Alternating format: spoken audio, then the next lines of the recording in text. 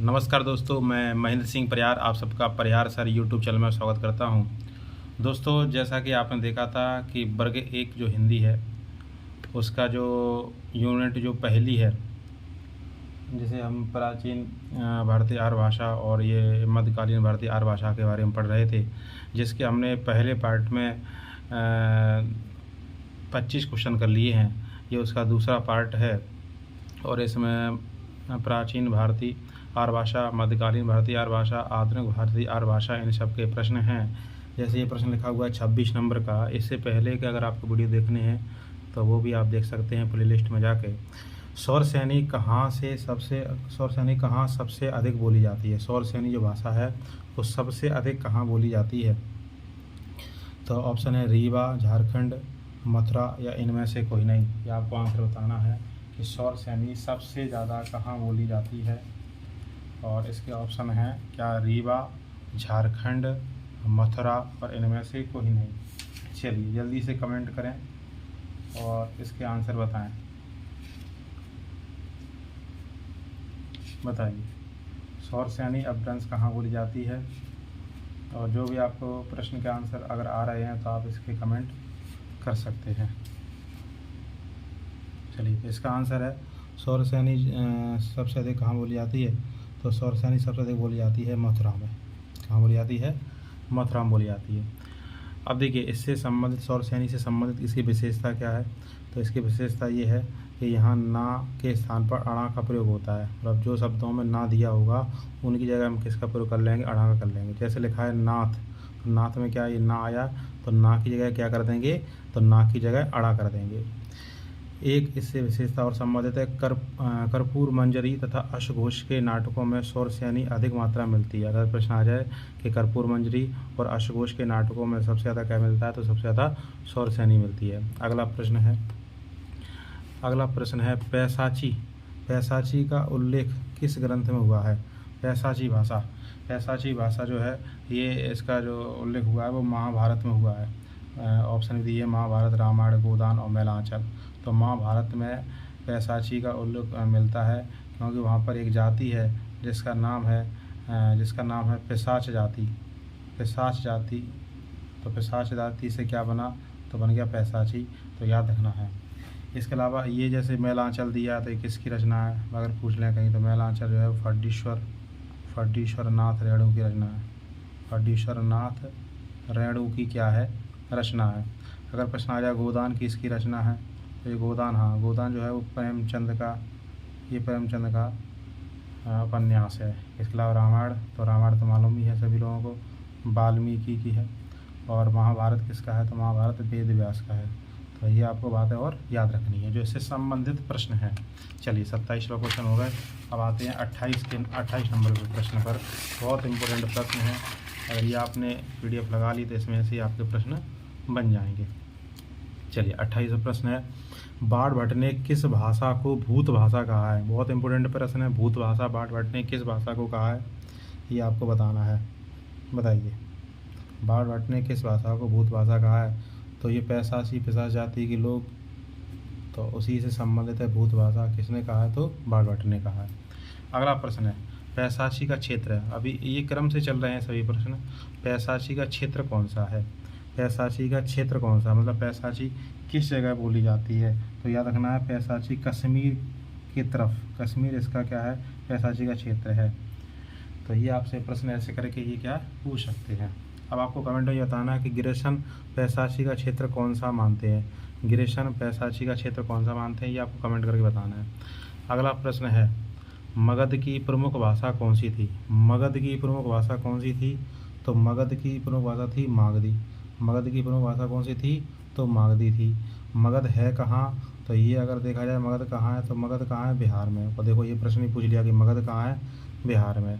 आगे हम पढ़ेंगे मागधी के बारे में कि मागधी के बारे में ये कहा जाता है कि इसके अंतर्गत 3 उपभाषाएं हैं। एक है मैथिली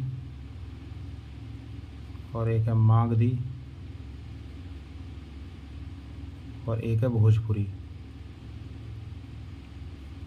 तो मैथिली, मागधी, भोजपुरी पूछ लेते हैं। मैथिली, मागधी और भोजपुरी किसके अंदर आती है? तो ये मागधी के अंदर आती है। और मागधी कहाँ है, या ये कहाँ पर है, तो ये बिहार में है। तो ये आपको याद रखना है। चलिए, अब है अगला प्रश्न है, शाकाहारी किसकी भाषा है? शाकाहारी किसकी विभाषा है? विभाषा है। प्रश्न क्या है? शाकाहारी किसकी विभाषा है? बहुत इंपॉर्टेंट प्रश्न है, बताइए जल्दी से कि शाकाहारी किसकी विभाषा है। तो इसका आंसर क्या है? शाकाहारी मागधी की विभाषा है। याद रखना है, शाकाहारी किसकी भाषा है? तो मागधी की भाषा है। अगला प्रश्न है, बहुत इंपॉर्टेंट प्रश्न है ये भी। और अर्धमागधी भाषा कहाँ प्रमुख रूप से किस जगह की है? अर्धमागधी भाषा जो है वो किस जगह की है प्रमुख रूप से? तो याद रखना है कि अर्धमागधी भाषा काशी कौशल प्रदेश की है। कहाँ की है? तो ये काशी कौशल प्रदेश को रूप से बोली जाती है। अगला प्रश्न है, अगला प्रश्न दिया है, अर्धमागधी कितनी देसी भाषाओं से मिलकर बनी है? तो याद रखेंगे, अर्धमागधी 18 देसी भाषाओं से मिलकर बनी है। 18 देसी भाषाओं से मिलकर बनी है। और ये आपको बताना है कि बोलियाँ कितनी हैं, बोली कितनी है या बोलियाँ कितनी हैं? तो बोलियाँ कितनी? 18 है। कई जगह क्या दिया है? 17 भी दिया है। तो अगर 17 आता है तो 17 लगाना है, 17 नहीं आया तो क्या लगाना है? 18 लगानी है। चलिए, अगला प्रश्न है 34 नंबर का प्रश्न है, काफ़ी इम्पोर्टेंट है ये। चलिए बताइए जल्दी से। प्रश्न है, जैन आचार्यों ने आरसी भाषा किस भाषा को कहा है? तो आ से अर्धमागधी, आ से आरसी ऐसे याद रखेंगे, आ से आरसी और आ से क्या है? अर्धमागधी। अगला है, महावीर के उपदेशों की भाषा कौन सी? महावीर के उपदेशों की, वैसे महावीर ने जो उपदेश दिए थे, एक बात याद रखना, बहुत इंपॉर्टेंट प्रश्न है, थोड़ा कन्फ्यूजन करता है। महावीर ने उपदेश दिए थे कौन सी भाषा में दिए थे? तो ये दिए थे कौन सी भाषा में? तो प्राकृत भाषा में दिए थे। लेकिन यहाँ पर वर्ग कोई ऑप्शन नहीं है, तो इसका आंसर क्या हो जाएगा? इसका आंसर हो जाएगा अर्धमागधी। महावीर के उपदेशों की भाषा कौन सी है? तो ये अर्धमागधी है। चलिए, अगला प्रश्न है 36 नंबर का प्रश्न है। टोटल 50 प्रश्न इसमें हैं। तो बताइए, अगला प्रश्न है, महाराष्ट्र का मूल निवास स्थान कौन सा है? ये तो सिंपल सा प्रश्न है, महाराष्ट्र का मूल निवास स्थान कौन सा है? तो महाराष्ट्र का मूल निवास स्थान कौन सा है? तो महाराष्ट्र है। और इसकी क्या विशेषता है? इसकी विशेषता यह है कि जैसे ये तीनों सा दिए, इन तीनों सा को क्या कहते हैं? इन तीनों सा को कहते हैं ऊष्म व्यंजन। क्या कहते हैं? ऊष्म व्यंजन। तो और ये क्या दिया? खा दिया। तो इन सब की जगह किसका प्रयोग कर देते हैं? तो हा का प्रयोग कर देते हैं। जैसे देखो, सा दिया था तो सा की जगह हा का प्रयोग कर दिया। जैसे 10 लिखा है तो 10 का क्या कर देंगे? दह कर देंगे। जैसे दिवस दिया है तो सा की जगह कर देंगे? हा कर देंगे। जैसे खा दिया है, खा, तो खा की जगह भी हाई कर देंगे, तो क्या जाएगा? सा खा सा हा। इसकी क्या विशेषता अगर पूछ लें आपसे कहीं, तो ऐसा ही प्रश्न बन सकता है। चलिए, अगला प्रश्न है 37 नंबर का प्रश्न है, लहदा भाषा का विकास किस भाषा से हुआ है? लहदा भाषा का विकास किस भाषा से हुआ है? तो याद रखेंगे, लहदा भाषा का विकास कैकय भाषा से हुआ है। और कैकय प्रदेश कहाँ पर है? तो याद रखेंगे, कैकय जो प्रदेश है वो कहाँ पर है? तो याद रखेंगे, कैकय पाकिस्तान में है। अगला प्रश्न है, बहुत इंपॉर्टेंट प्रश्न है ये, प्रश्न तो पेपर में आता ही आता है कि भाषा का क्रम बताइए, भाषा का क्रम क्या है? तो सबसे पहले जो प्रमुख रूप से सबसे पुरानी जो भाषा है वो कौन सी है? संस्कृत है। संस्कृत इसमें कहाँ है? संस्कृत ये दी है, संस्कृत दी है, इसमें प्राकृत दी है, ये संस्कृत है। तो ये तो हो नहीं सकता कैसे भी करके आंसर, या तो ये है या फिर ये है। संस्कृत के बाद क्या है? संस्कृत के बाद है पाली। तो इसमें पाली कहाँ है? तो इसमें पाली है नहीं, तो ये भी नहीं हो सकता। हाँ, पाली इसमें भी है, पाली इसमें है। पाली के बाद क्या है? प्राकृत। प्राकृत इसमें भी, प्राकृत इसमें भी है। संस्कृत, पाली, प्राकृत, अपभ्रंश। अपभ्रंश किसमें से? फिर क्या? अवट, फिर हिंदी। तो इसका आंसर कौन सा? चौथा। हालांकि अपभ्रंश और अवट कैसी है? एक ही है। एक बात और याद रखें कि संस्कृत दो भागों में है, वैदिक और लौकिक। वैदिक है जो वेदों की भाषा है, लौकिक माना लोक जनमानस की भाषा है। पाली, हाँ, प्राकृत मतलब प्रथम प्राकृत, द्वितीय प्राकृत और तृतीय प्राकृत। प्रथम प्राकृत जो है वो एक प्रकार की पाली है, और द्वितीय प्राकृत है, शुद्ध द्वितीय प्राकृत को कहते हैं। अपभ्रंश जो है वो तृतीय प्राकृत है। अगला प्रश्न है 39 नंबर का प्रश्न, बहुत इंपॉर्टेंट प्रश्न है ये। अपभ्रंश का अर्थ क्या है? यहाँ से ही प्रश्न पूछ लेते हैं कि अपभ्रंश का अर्थ क्या है? अपभ्रंश का अर्थ क्या है? विकृत है, भ्रष्ट है, पतित है, या ये सभी है? तो याद रखेंगे, विकृत भी कहते हैं, भ्रष्ट भी कहते हैं और पतित भी कहते हैं। अपभ्रंश के इनमें से कोई भी अर्थ हो सकते हैं। अगला प्रश्न है किसने अपभ्रंश को देसी भाषा कहा है? अपभ्रंश कहें या अपट कहें एक ही बात है। किसने अपभ्रंश को देसी भाषा कहा है? तो स्वयंभू, पद्मदेव या फिर एक और दो दोनों, या इनमें से कोई नहीं। तो स्वयंभू भी नहीं कहा है, पद्मदेव नहीं कहा है, तो इसका आंसर कौन सा है? तीसरा वाला है। स्वयंभू और पद्मदेव इन दोनों ने ही अपभ्रंश को देसी भाषा कहा है। अगला प्रश्न है, अपभ्रंश का प्राचीन रूप किस में मिलता है? अपभ्रंश का जो प्राचीन रूप है वो नाट्य शास्त्र में मिलता है। नाट्य शास्त्र के रचयिता कौन है? भरत मुनि है। नाट्य शास्त्र के रचयिता कौन है? भरत मुनि है। तो अपभ्रंश का प्राचीन रूप नाट्य शास्त्र में मिलता है। नाट्य शास्त्र के रचयिता कौन है? भरत मुनि है। जैसे एक प्रश्न ये भी पूछ लेते हैं, प्रेमचंद्र का किसकी है? याद रखेंगे, प्रेमचंद्र का केशव दास की है। गोदान किसका है? तो गोदान याद रखेंगे किसका है? तो प्रेमचंद्र का है। और मैलांचल किसका है? तो मैलांचल रखेंगे फड्डीश्वर नाथ रेणु का है।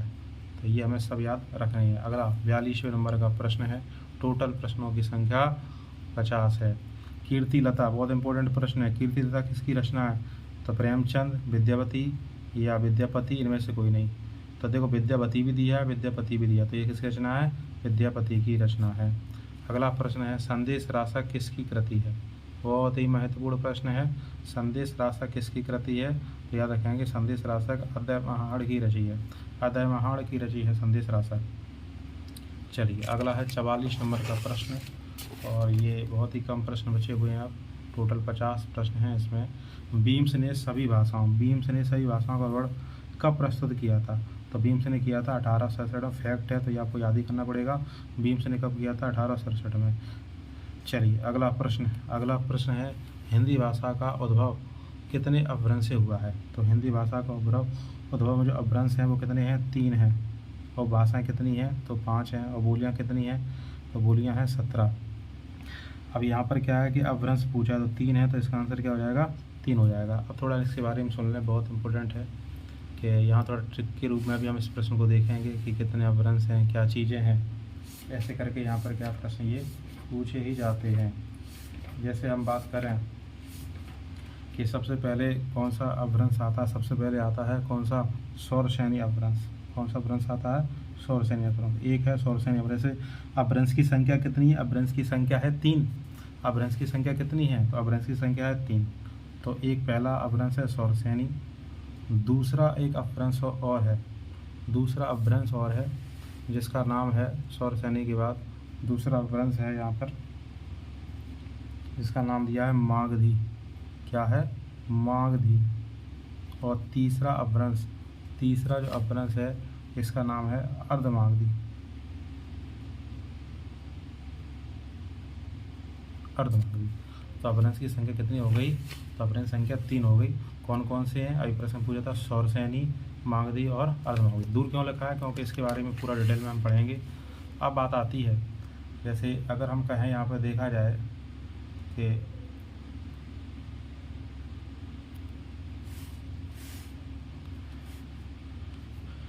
जैसे जो सौरसेनी अपभ्रंश है, चलिए देखते हैं। अब बात आती है कि उपभाषाओं की संख्या कितनी है। यहाँ पर उपभाषाएं पूछ गई, तो भाषाएं कितनी है? 5 है। तो जैसे सौरसेनी है तो सौरसेनी में क्या क्या आता है? एक तो सौरसेनी में आती है पश्चिमी हिंदी। क्या आता है? पश्चिमी हिंदी। दूसरा और क्या आता है? तो एक होगी पश्चिमी हिंदी, दूसरा आता है राजस्थानी। क्या आता है? राजस्थानी। और तीसरा नंबर पर आता है क्या? पहाड़ी। तो ये 3 इसमें हो गई। अब बात आती है मागधी। तो मागधी के अंतर्गत क्या आती है? बिहारी आती है, बिहारी। अगर देखा जाए तो 4 हो जाएंगी। और अर्धमागधी के अंतर्गत क्या आती है? पूर्वी हिंदी। क्या आती है? पूर्वी हिंदी। अब एक एक करके हम इसको देख लेंगे। बहुत यहाँ से एक ना एक प्रश्न आता ही है। तो अभी क्या कहा था कि अपभ्रंश कितने हैं? 3 हैं। कौन कौन से हैं? सौरसेनी, मागधी, अर्धमागधी। और भाषाएं कितनी हैं? तो 5 हैं। पश्चिमी हिंदी, राजस्थानी, पहाड़ी, बिहारी और पूर्वी हिंदी। तो 3 ये और 2 ये, टोटल कितने हो गए? 5। अब बात की जाती है कि बोलियों की संख्या कितनी है? तो बोलियां 17 हैं। तो जैसे अगर सबसे पहले देखते हैं पूर्वी हिंदी में कौन कौन सी बोलियां आती हैं? तो पूर्वी हिंदी में आती हैं, एक आती है अवधी, और एक आती है क्या? बघेली, और एक आती है क्या? छत्तीसगढ़ी। इसको याद कैसे रखना, तो इसकी ट्रिक है क्या, अवच। क्या ट्रिक है, अवच। आ से अवधि, वा से बघेली, छा से छत्तीसगढ़ी। बिहारी, बिहारी के अंदर कितने आते हैं, तो यहाँ भी 3 आती हैं। कौन कौन सी 3 हैं, तो एक है मैथिली, जो अभी एक प्रश्न भी ऐसा आया था, मैथिली।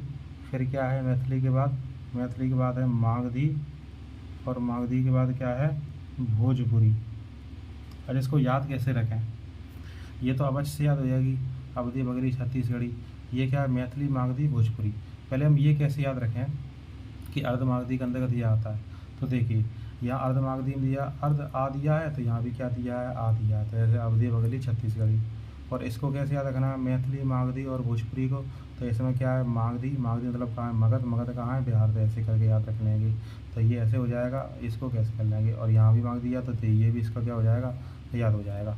अब बात आती है यहाँ पर कि जो बची हुई हैं, जैसे पश्चिम हिंदी, तो पश्चिम हिंदी की ट्रिक है क्या, ब्रखक, ब्रखक बाबू। इसकी क्या ट्रिक है, तो इसमें क्या आ जाएगी, ब्रा से क्या वो तो क्या जाएगी, ब्रज भाषा। क्या आ जाएगी यहाँ पे, ब्रज भाषा। खा से क्या हो जाएगा, खा से हो जाएगी क्या, खड़ी बोली।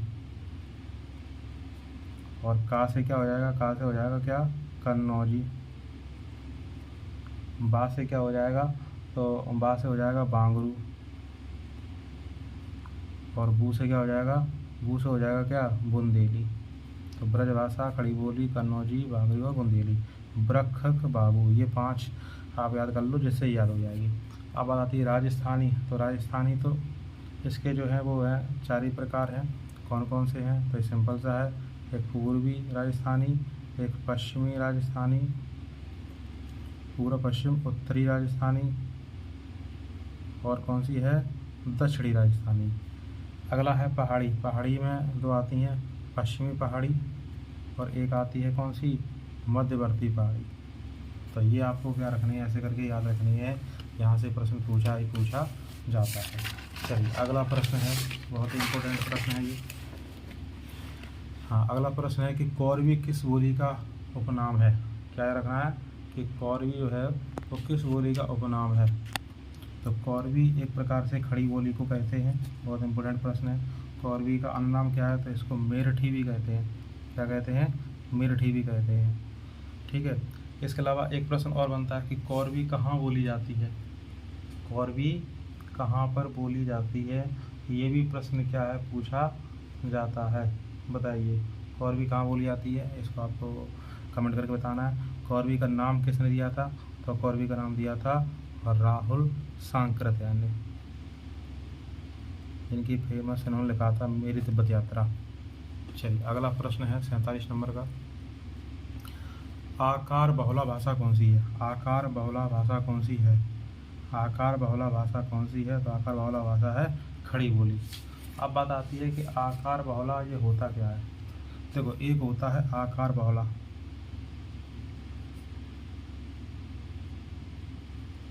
और एक होता है ओकार बहुला। एक होता है आकार बहुला, एक होता है ओकार बहुला। आकार बहुला जैसे शब्द कह देते हैं मेरा, और ओकार बहुला जैसे सब कहते हैं मेरो। तो आ कैसा आ गया, बड़ा आ गया, तो ये क्या हो गया, आकार। ओ आ गया तो क्या जाएगा, ओकार। मेरो, तेरो, ये सब कहाँ बोला जाता है, ये सब बोला जाता है ब्रजभाषा के अंतर्गत आता है। और मेरा जो होता है वो क्या है, खड़ी बोली का आता है। तो ऐसे करके यहाँ प्रश्न बन सकते हैं। अब बात आती है अगला 48 नंबर का प्रश्न है, खड़ी बोली शब्द का भाषा के अर्थ में सर्वप्रथम प्रयोग किसने किया था। तो ये किया था लल्लू जी लाल ने सबसे पहले इसका प्रयोग किया था। खड़ी बोली का प्रयोग सबसे पहले किसने किया था, तो लल्लू जी लाल ने खड़ी बोली का सबसे पहले क्या किया था, प्रयोग किया था। अब प्रश्न यह है कि कब किया था। लल्लू जी लाल ने किया तो था, लेकिन कब किया था इसको आपको कमेंट करके बताना है, और कौन से ग्रंथ में किया था, तो ये भी आपको क्या करना है, कमेंट करके बताना है। अब बात आती है अगला, हाँ अगला प्रश्न है 49 नंबर का। ब्रज भाषा में ब्रज का अर्थ क्या है। चारागाह पशुओं और गायों से संबंधित है, या वे एक और दो दोनों है। तो चारागाह और पशुओं गायों से संबंधित है। अगला लास्ट प्रश्न है, ब्रज भाषा का उद्भव कब माना जाता है। तो ब्रज भाषा का उद्भव 10वीं शताब्दी में माना जाता है। अगर आपको वीडियो अच्छा लगता है तो इसको क्या करें, लाइक करें, कमेंट करें और शेयर करें। इसके बाद ये पहली यूनिट के 50 प्रश्न हो गए हैं। अभी पहली यूनिट के और भी प्रश्न बचे हैं जो अगली वीडियो में आएंगे। धन्यवाद दोस्तों।